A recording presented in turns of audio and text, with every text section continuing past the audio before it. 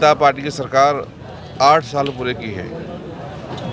8 साल में माननीय मोदी जी ने जनता के लिए क्या काम किया है उसका हम लोग ब्यौरा लेकर आए हैं। प्रधानमंत्री मोदी जी की जो 8 साल की सरकार है, प्रधानमंत्री जी ने इसको सेवा के लिए, सुशासन के लिए और गरीब कल्याण के लिए समर्पित किया है।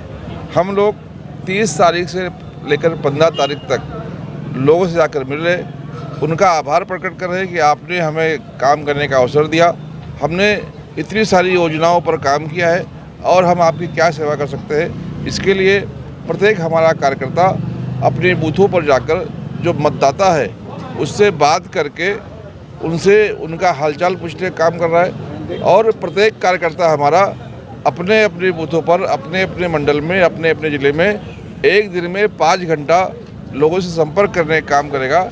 इस प्रकार से 75 घंटा एक कार्यकर्ता हमारा 15 दिन में देगा, लोगों का सुख दुख जानने के लिए, उनके बीच में जाकर बैठकर बातचीत करने के लिए।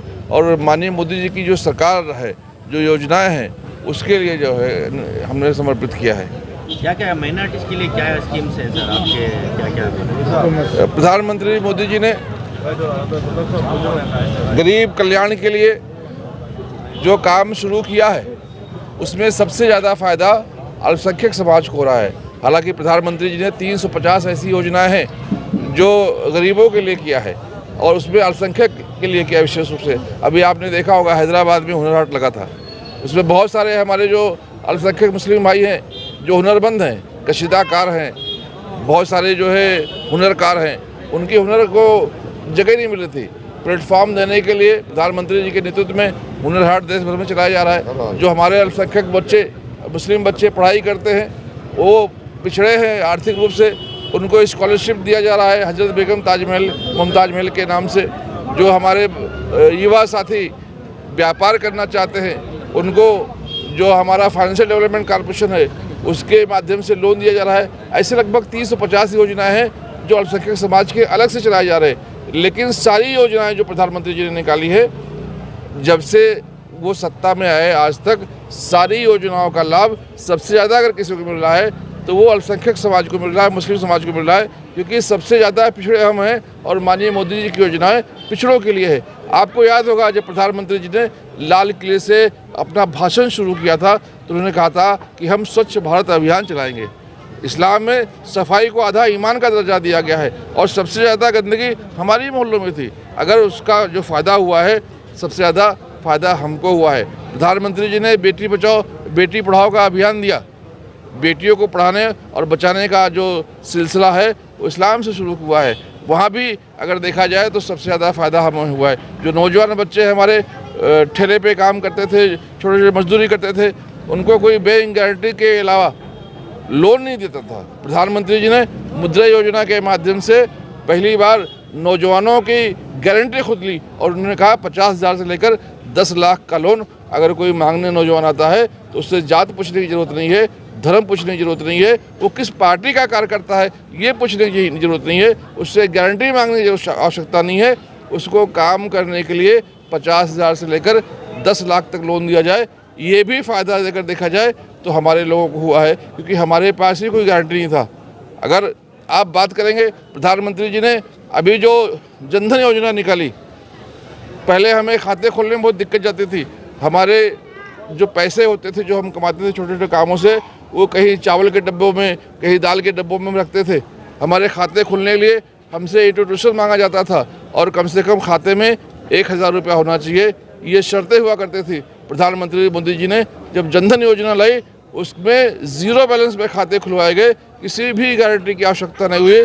44 करोड़ खाते अगर खुलवाए गए तो उसमें हमारे मुस्लिम समाज के लोगों के भी खाते खुले। और मुझे तो ऐसा जो हमारे पास डाटा है कि सबसे ज़्यादा मुस्लिम समाज के खाते वहाँ पर खुले, हमारे खाते नहीं खुल पाते थे। अभी आपने देखा होगा जो हमारे घर परिवार के लोग जब बीमार होते थे तो हमें इलाज के लिए बहुत दिक्कत जाती थी। प्रधानमंत्री जी जो कि गरीब के बेटे हैं, एक सामान्य परिवार से आते हैं, उनको पता है कि जब आदमी बीमार होता है तो इलाज कराने में कितनी दिक्कत जाती है।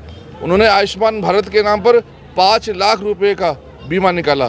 कोई भी बीमार अगर होता है, वो किसी भी जाति का हो, किसी भी पंथ का हो, किसी भी मजहब का हो, उस कार्ड को अगर लेके जाता है तो बड़े से बड़े दवाखानों में मुफ्त में इलाज होती है।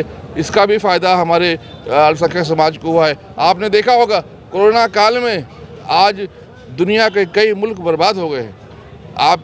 आपका हमारा पड़ोस का जो श्रीलंका है, वहाँ का प्रधानमंत्री चुपके से भाग गया, वहाँ मंत्रियों के घर जला रहे, लेकिन आज हमारे प्रधानमंत्री मोदी जी ने वैक्सीन लाकर हिंदुस्तान को फिर से पटरी पर लाने का काम किया है। आज आप देखेंगे पड़ोस के पाकिस्तान में पेट्रोल 35 रुपये बढ़ा दिया गया।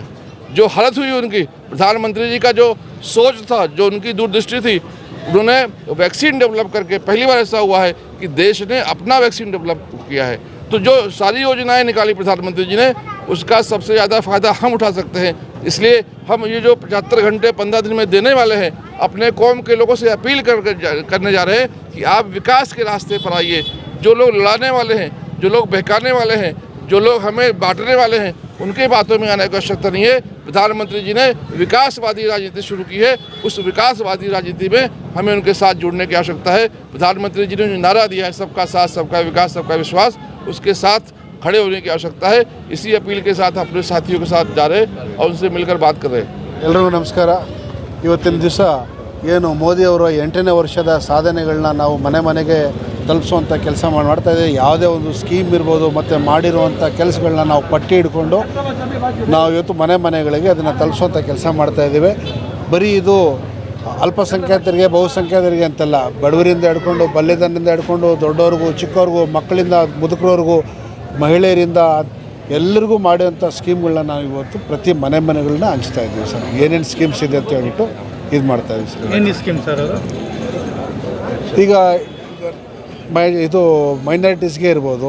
ಮೊದಲು ನಿಮಗೆ ಗೊತ್ತಿದ್ದಂಗೆ ಯಾವುದು ಎಲ್ಲೂ ಲೋನ್ ಕೊಡ್ತಾ ಇರಲಿಲ್ಲ. ಜನಧನ್ನಿಂದ ಇವತ್ತು ಎಲ್ಲರಿಗೂ ಲೋನ್ ಕೊಡೋಂಗಾಯಿತು. ಮತ್ತು ಸ್ವಚ್ಛ ಭಾರತ್ ಶುರು ಮಾಡಿದಾಗಿಂದ ಪ್ರತಿ ಅಲ್ಪಸಂಖ್ಯಾತರ ಮೊಹಲ್ಲೆಗಳೆಲ್ಲ ತುಂಬಾ ಶುದ್ಧವಾಗಿದೆ ಇತ್ತೀಚೆಗೆ. ಮತ್ತು ಏನು ಐದು ಆಯುಷ್ಮಾನ್ ಭಾರತದಿಂದ 5 ಲಕ್ಷ ಇನ್ಶೂರೆನ್ಸ್ ಮಾಡಿದೆ, ಅದು ಒಂದು ಒಳ್ಳೆಯ ಸ್ಕೀಮ್. ಈ ಥರ ಪ್ರತಿ ಸ್ಕೀಮು ಮನೆಗಳಿಗೆ ಅದು ಏನು ಆನ್ಲೈನಿಂದ ಅಪ್ಲೈ ಮಾಡಬೇಕು, ಫಾರ್ಮ್ ಹಂಗೆ ಆಫೀಸ್ನಲ್ಲಿ ತೊಗೊಳ್ಬೇಕು, ಹಿಂಗೆ ಅಲ್ಲ, ಎಲ್ಲನೂ ಆನ್ಲೈನ್. ಯಾವುದೂ ಆಫೀಸಲ್ಲಿ ಇಲ್ಲ. ಮೊದಲಿನ ಥರ ಎಲ್ಲ ತೊಗೊಂಡೋಗಿ ಅಲ್ಲಿ ಲಂಚ ಕೊಡು, ಇಲ್ಲಿ ಲಂಚ ಕೊಡು, ಸಮಥಿಂಗ್ ಕೊಡು, ರಿಶ್ವತ್ ಎಲ್ಲ ಬಂದಾಗಿಬಿಟ್ಟಿದೆ. ಈಗ ಏನಿದ್ರು ಆನ್ಲೈನ್. ₹1 ಬರಬೇಕಾದ್ರೂ ಡೈರೆಕ್ಟಾಗಿ ಡಿಜಿಟಲ್ ಇಂಡಿಯಾ ದುಡ್ಡು ಬರುತ್ತೆ, ದುಡ್ಡು ಹೋಗುತ್ತೆ. ಆ ಥರ ಈಗೆಲ್ಲ ಏನೂ ಇಲ್ಲ. ಅದರಿಂದ ಎಲ್ಲರೂ ಆನ್ಲೈನಲ್ಲೇ ಹೋಗ್ಬಿಟ್ಟು ಮಾಡಬೇಕಾಗುತ್ತೆ. ಹಂಗೂ ನಿಮ್ಗೆ ಏನಾದರೂ ಸಮಸ್ಯೆ ಇದ್ದರೆ ನಮ್ಮ ಕಚೇರಿಗಳು ಬಂದು ಏನೇ ನೀವು ಹೇಳಿದ್ರೂ ಅದನ್ನು ನಾವು ಫ್ರೀಯಾಗಿ ಮಾಡಿಕೊಡುವಂಥ ಕೆಲಸ ಮಾಡ್ತಾಯಿದ್ದೀವಿ ಸರ್.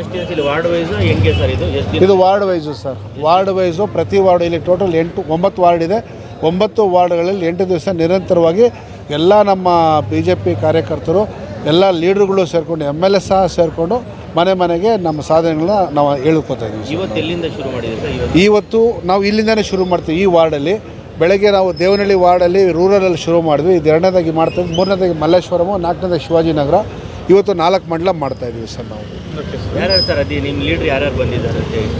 ನಮ್ಮ national president Jamal Siddiqui sir ಇದ್ದಾರೆ, ಮತ್ತು national wise president Abdul Salam sir ಇದ್ದಾರೆ, ವೈಸ್ ಚಾನ್ಸ್ಲರು, ಮತ್ತು ನೋಬೆಲ್ ಮ್ಯಾಥ್ಯೂ ಸರ್ ಇದ್ದಾರೆ, ಮತ್ತು ನಮ್ಮ ರಾಜ್ಯದಿಂದ ನಮ್ಮ ಪ್ರಧಾನ ಕಾರ್ಯದರ್ಶಿ ಅನಿಲ್ ಥಾಮಸ್ ಇದ್ದಾರೆ, ಆಂಟೋನಿ ಇದ್ದಾರೆ, ಮತ್ತು ಎಲ್ಲ ನಮ್ಮ ಮಂಡಲಗಳಿಂದ ಶಿವಾಜಿಯವರು, ಮತ್ತು ಎಲ್ಲ ನಮ್ಮ ಈ ಭಾಗದಿಂದ ನಮ್ಮ ಎಲ್ಲ ನಾಯಕರುಗಳು, ನಮ್ಮ ಅಮಾನಿ ಇದ್ದಾರೆ, ಫಯಾಜಣ್ಣ ಇದ್ದಾರೆ, ಎಲ್ಲರೂ ಇದ್ದಾರೆ. ನಮ್ಮ ಮುಖ್ಯವಾಗಿ ನಮ್ಮ ಮಂಡಳದ ಏನು ಹಿರಿಯ ನಾಯಕರುಗಳಿದ್ದಾರೋ, ಶ್ರೀನಿವಾಸ್ ಗೌಡ್ರು ಇರ್ಬೋದು, ನಾಗಣ್ಣ ಇರ್ಬೋದು, ಎಲ್ಲರೂ ಇದ್ದಾರೆ ಸರ್. ನಾವು ನಿಮ್ಮ ವಾರ್ಡ್ ಜನಗಳಿಗೆ ಏನು ಸರ್ ಮನವಿ, ಏನು ಒಂದು ಮನೆಗೆ ನಾವು ಒಕ್ಕಿದ್ರೆ ಪ್ರತಿ ಮನೆಯಲ್ಲೂ ಪ್ರತಿಯೊಬ್ಬರಿಗೂ ಒಂದು ಸ್ಕೀಮ್ ಇದ್ದೇ ಇದೆ. ಅಥವಾ ಕೇಂದ್ರ ಸರ್ಕಾರದ್ದು ಅಥವಾ ರಾಜ್ಯ ಸರ್ಕಾರದ್ದು. ಅದನ್ನು ದಯವಿಟ್ಟು ಉಪಯೋಗಿಸ್ಕೋಬೋದು. ಯಾಕಂತಂದರೆ ಈಗ ಮನೆಗೆ ಹೋದರೆ ಯಾರೋ ವಿಧವೆಯರು ಇರ್ತಾರೆ, ಅವ್ರಿಗೆ ಇಡೋ ಪೆನ್ಷನ್ ಇರುತ್ತೆ. ಯಾರೋ ಓಲ್ಡ್ ಏಜ್ ಇರುತ್ತೆ, ಅವ್ರಿಗೆ ಓಲ್ಡ್ ಏಜ್ ಪೆನ್ಷನ್ ಇರುತ್ತೆ. ಯಾರಿಗೂ ಅಪಾಯತ ಇರ್ತಾರೆ, ಅಂದರೆ ಕೈ ಕಾಲು ಏನೋ ಊನ ಇರುತ್ತೆ, ಅವ್ರಿಗೆ ವೇತನ. ಮತ್ತು ಯಾರೋ ವಯಸ್ಸಾಗಿರ್ತಾರೆ, ಅವ್ರಿಗೆ ವೃದ್ಧಾಪ್ಯ ವೇತನ ಇದೆ. ಯಾರಿಗೋ ಸ್ಕೂಲ್ಗೆ ಹೋಗ್ತಿದ್ದಾರೆ, ಅವ್ರಿಗೆ ಯಾವುದೋ ಒಂದು ಬಸ್ ಪಾಸ್ ಮಾಡಿಸ್ಕೊಡ್ಬೋದು. ಅಥವಾ ವೋಟರ್ ID ಕಾರ್ಡ್ ಇಲ್ಲ, ರೇಷನ್ ಕಾರ್ಡ್ ಇಲ್ಲ, ಪಾಸ್ಪೋರ್ಟ್ ಇಲ್ಲ, ಏನು ಬೇಕಾದ್ರೂ ನಾವು ಮಾಡಿಸ್ಕೊ. ಪ್ರತಿ ಮನೆಗೂ ಸ್ಕೀಮ್ಸ್ ಇದೆ. ಮತ್ತು ಅಂತ್ಯೋದಯ ಅಂತೇಳ್ಬಿಟ್ಟು ಯಾರು ಸಾವಾದರೆ, ಮೊದಲೆಲ್ಲ ಯಾರು ಸಾವಾದಾಗ ಅಕ್ಕಪಕ್ಕ ನೋಡಬೇಕಿತ್ತು. ಇವತ್ತು ಏನೂ ಇಲ್ಲ. ಬರೀ ತಹಸೀಲ್ದಾರ್ಗೆ ಒಂದು ಫೋನ್ ಮಾಡಿದ್ರೆ ಅವರೇ ಬಂದ್ಬಿಟ್ಟು ಫಸ್ಟ್ 25,000 ದುಡ್ಡು ಕೊಟ್ಬಿಡ್ತಾರೆ. ಎಲ್ಲ ಅಂತ್ಯೋದಯ ಅವರೇ ನಿಂತ್ಕೊಂಡು ಮಾಡಿಸ್ತಾ ಇದ್ದಾರೆ. ಈ ಥರ ಪ್ರತಿ ಮನೆಗೂ ಪ್ರತಿ ಸ್ಕೀಮ್ ಇದೆ ಸರ್. ಉಜ್ವಲದಿಂದ ನಿಮಗೆ ಗೊತ್ತಿದೆ ಎಷ್ಟು ಲಕ್ಷ. ಮೊದಲೆಲ್ಲ ಎಷ್ಟು ಜನ ಬರೀ ಹೊಗೆ ಕುಡ್ಕೊಂಡು ಸಾಯ್ತಾಯಿದ್ರು. ಉಜ್ವಲ ಯೋಜನೆಯಿಂದ ಪ್ರತಿ ಮನೆಗೂ ಇವತ್ತು ಸಬ್ಸಿಡಿ ಗ್ಯಾಸ್ ಬಂದಿದೆ. ಸೊ ಅದರಿಂದ ಉಪಯೋಗ ಆಗ್ತಾಯಿದೆ sir. We are all happy. We are all part of BJP.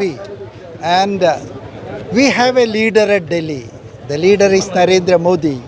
His slogans are One India, One People, One Nation, Green India. He talks about Clean India or Swachh India. And again, he is looking for creating a happy India, happiness for all. You know, we have 140 crores of people, 79%, 79.5% Hindus, 14.5% Muslims, 2.3% Christians, all put together 140 crores. Prime Minister wants all 140 crores happy to create a happy India. Now, food for everybody, clothing for everybody, education for everybody, health for everybody, happiness for everybody. You know, he is designing a new India under Digital India. Now, I'm sure we are all fortunate to have Narendra Modi as such a fantastic Prime Minister, a working Prime Minister, a guardian Prime Minister, a father-like Prime Minister, a divine Prime Minister. We are fortunate. Thank you very much.